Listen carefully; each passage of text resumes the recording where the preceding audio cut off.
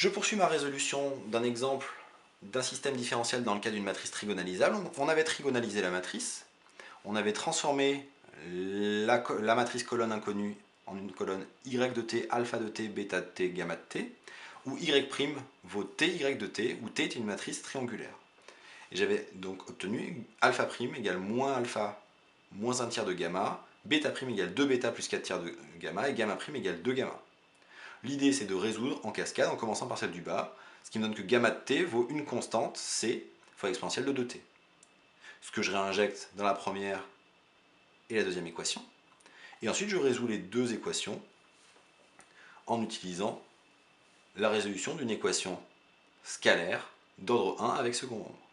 Donc 1 et 2 sont des équations différentielles du premier ordre avec second nombre. Si je résous 1, je passe le alpha de l'autre côté, alpha' plus alpha égale moins 1 tiers c exponentielle de t. Je multiplie par le facteur intégrant qui est exponentielle de t. Donc attention, quand je multiplie par exponentielle de t, le exponentielle de 2t devient exponentielle de 3t. J'interprète ce membre-là comme la dérivée d'un produit, exponentielle t fois alpha de t. Je primitive, donc il existe une constante c' telle que pour tout t, exponentielle t alpha de t vaut, quand je primitive cette quantité-là, j'obtiens moins 1 neuvième c exponentielle de 3t plus c'. Et donc j'ai alpha t, je remultiplie par exponentielle moins t. Il existe c' tel que pour tout t, alpha de t vaut moins 1 neuvième c exponentielle de t plus c' exponentielle moins t. Je vais résoudre l'équation 2 maintenant. Alors, pour bien faire, il aurait fallu d'abord résoudre 2, mais la résolution de 2 sera plus compliquée que celle de 1. Si jamais j'avais eu ici encore bêta t qui avait apparu, j'aurais été obligé de résoudre 2, puis ensuite de résoudre 1. Là ici, comme dans 1, en réinjectant, j'avais directement une équation que je savais résoudre, j'ai commencé par 1, d'autant plus qu'elle est plus simple. L'équation 2, pourquoi est-elle plus compliquée? Et parce que quand je multiplie par le facteur intégrant qui est exponentielle moins 2t, ici dans le membre de droite, je me retrouve simplement avec une constante. Cette constante, donc j'interprète toujours comme la dérivée d'un produit, bêta de t exponentielle moins 2t égale 4 tiers de c. Donc quand je primitive, j'ai bêta de t exponentielle moins 2t égale 4 tiers c fois t plus une constante. Alors elle n'est pas vraiment plus compliquée, mais la nature va être différente. C'est-à-dire qu'au lieu de primitiver une exponentielle en une exponentielle, je primitive une constante en une constante fois t. Ce qui me donne qu'il existe c secondes, tel que pour tout t, bêta t vaut 4 tiers de c fois t exponentielle de t plus une constante fois exponentielle de 2t. Donc finalement, y de t est de la forme le gamma t, une constante fois exponentielle de 2t, le bêta t 4 tiers ct exponentielle de t plus c secondes exponentielle de t, et alpha t moins 1 neuvième de c exponentielle de t plus c' exponentielle de moins t. Je termine la résolution, puisque j'avais la matrice P, j'en déduis, maintenant j'ai trouvé la matrice Y, j'en déduis la matrice colonne X de t, qui vaut PY de t, donc X1 de t qui vaut 4 alpha de t moins 2 bêta de t, je réinjecte mon alpha de t et mon bêta de t, je mets en facteur au maximum par C, C' et C secondes, de même pour X2 de t, moins 4 alpha t moins bêta de t, je mets en facteur le C, C', C secondes, et X3 de t, en fonction de alpha, bêta, gamma, et je mets en facteur C, C' et C secondes.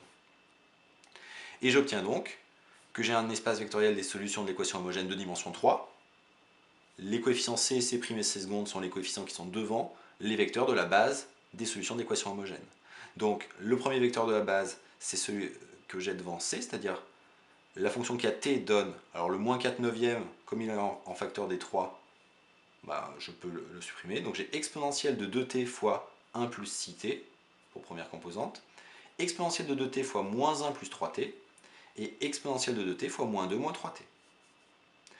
Le deuxième vecteur de la base, alors là encore j'ai C', C' et C', donc je vais dire que les C' vont rentrer dans la constante, et il va me rester que j'ai la fonction qui a t donne exponentielle de moins t fois 4, exponentielle de moins t fois moins 4, et exponentielle de moins t. Donc exponentielle de moins t fois le vecteur 4, moins 4, 1. Et enfin le dernier, c secondes fois exponentielle de 2t fois moins 2, exponentielle de 2t fois moins 1, et exponentielle de 2t fois 1. Donc on retrouve ici d'ailleurs au passage ce qu'on avait trouvé dans le petit 1 dans le cas diagonalisable, c'est-à-dire qu'une exponentielle fois la valeur propre fois t fois le vecteur propre fournit des solutions de l'équation homogène.